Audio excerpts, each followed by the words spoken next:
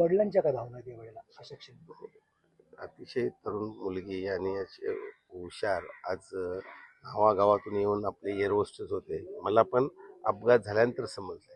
तर हे फार दुःखाचा डोंगर नुसता त्यांच्या कुटुंबियांना आई वडिलांवर नाही तर संपूर्ण नावागाव आजोबा नावागावचे आमचे सर्व माजी सरपंच उपसरपंच सगळे नेते मंडळी सर्व पक्ष हजर आहेत. मग अख्खं गाव आणि हा परिसरच काल तुम्ही पाहिला असेल तर अगदी पनवेल उरणच्या सगळ्यांच्या स्टेटसवर तिचे फोटो होते. तर अतिशय दुःखद घटना आहे, हृदयद्रावक अशी घटना आहे. कारण मी रोज इंटरनॅशनल तुम्ही धरा का वर्षातून 7-8 वेळेला मी इंटरनॅशनलला असतो. सतत मी विमानात आहे, मी पाहतो. पण अशा प्रकारचा अपघात पाहिला नाही. टेक ऑफ झाल्या पडलाय. टेक ऑफ होऊन वर जर गेला काय झालं तर आपण समजतो का त्याच्यात काय बिघाड झाला तर समजतो ती संधी तरी मिळते.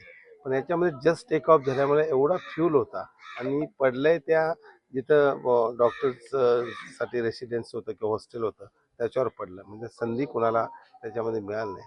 आणि एक आपली विभागातली एक कन्या याच्यामध्ये गेली. त्यामुळे आम्ही सर्वच आपण पाहिजे सर्व आमदार खासदार येऊन गेले याच्यामध्ये. सर्वच आम्ही त्याच्यावर आणि कुटुंबियांना तर या गावावर आणि या विभागावरच शोक पसरलेला असा आहे. तुम्ही संपर्क ठेवून आहात मृतदेह कधी मिळेल वगैरे काय? नाही, आता त्याचं जे आहे की शेवटी त्यांनी फार प्रायोरिटीवर पंतप्रधान स्वतः उतरलेत, अमित शहा स्वतः गृहमंत्री होऊन गेलेत, गुजरातचे मुख्यमंत्री आहेत, आपले मुख्यमंत्री त्यांच्या संपर्कात आहेत.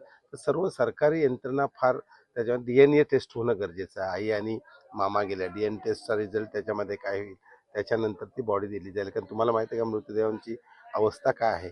तर आता हे सारं क्रिटिकल आहे. DNA टेस्ट झाल्यानंतर ती मिळते आणि अशात आता लवकरात लवकर ती बॉडी मिळावी असा प्रयत्न आहे. आणि त्यासाठी 100% सरकारी यंत्रणा फार अगदी सेंट्रल टू स्टेट लेवलच्या सर्व त्याच्यामध्ये आहेत आणि सर्व आपले महाराष्ट्रीय मुख्यमंत्री किंवा सर्व वरचे नेते संपर्कात आहेत.